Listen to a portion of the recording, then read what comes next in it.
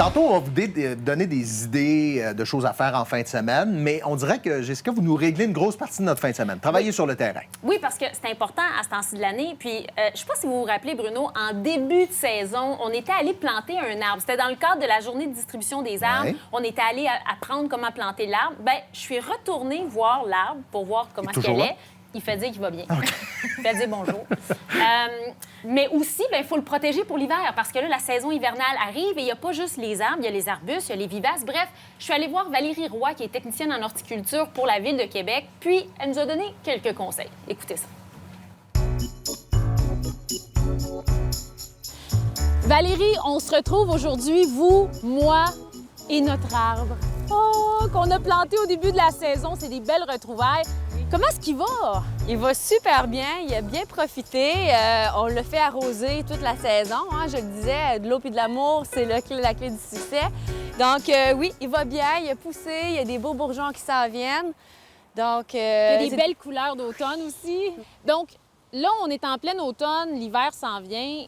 Qu'est-ce qu'on fait pour protéger notre petit arbre ou les arbres qu'on a à la maison? Pour le protéger, il faut le protéger surtout pour les dangers de chute de neige. Hein?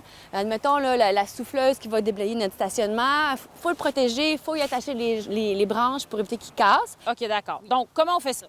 Donc, on va prendre la corde, évidemment. On va y aller comme ça. Peut-être tu peux m'aider, puis tenir un petit peu les branches vers le haut. À deux. OK. C'est une belle activité de coupe à faire. Oui, oui, c'est très le fun.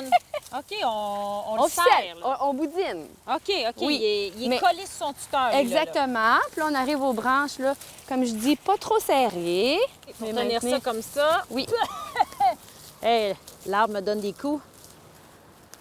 Et voilà. C'est tout simple. Alors, une autre chose très importante. Oui. L'hiver, les petites bestioles, ils ont faim. Ils vont venir chercher de la nourriture, donc on va protéger son tronc. Ce qui est important de faire, c'est de le mettre partout et qu'il n'y ait pas d'espace. S'assurer qu'il va bien couvrir le tronc, comme ça. Pas besoin d'en faire plus.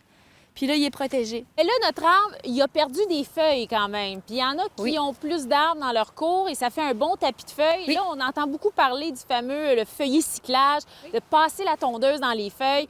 Est-ce qu'on fait ça avec toutes nos feuilles, même si on a beaucoup d'arbres sur notre terrain? Bien, écoutez, écoute, je sais, on ne fera pas de miracle non plus. Hein? C'est sûr que comme ça, ici, c'est facile à ramasser. Là. Vous avez un arbre ou deux, vous le faites à chaque week-end, vous allez y arriver. J'imagine s'il y a trop de feuilles sur le terrain, ça fera pas un bon résultat. Non, il faut que la feuille puisse se décomposer aussi. S'il y a trop de feuilles, le gazon va étouffer, ça va pourrir. Donc, enlevez le maximum que vous pouvez. En fait, c'est vraiment dans le but de réduire le volume de collecte. Par contre, si vous avez un arbre malade, souvent on voit ça, là, des érables avec la petite tache noire dessus. Ça, c'est la tache goudronneuse. C'est un champignon. Mieux vaut le mettre dans le bac brun.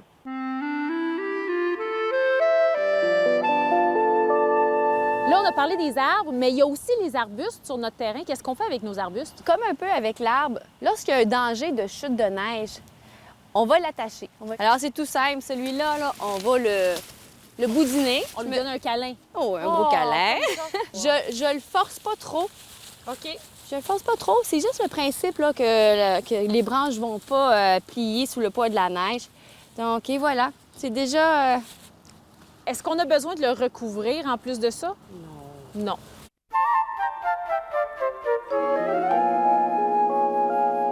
Et les vivaces, est-ce qu'on les coupe ou on les laisse là? Bien, en fait, Jessica, il y a deux écoles de pensée. Il y a des gens qui préfèrent les couper à l'automne pour prendre l'avance au printemps et d'autres qui les gardent à l'automne. Ça fait une espèce de paillis qui protège. OK. Fait que comment on fait pour les couper?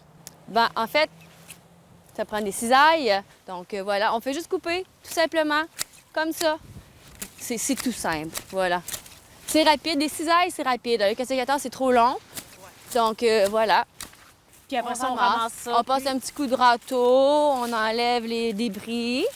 Puis si on a envie de planter un arbre, ça, on peut le faire n'importe quand. Puis je pense que la Ville peut nous aider, même à partir de maintenant.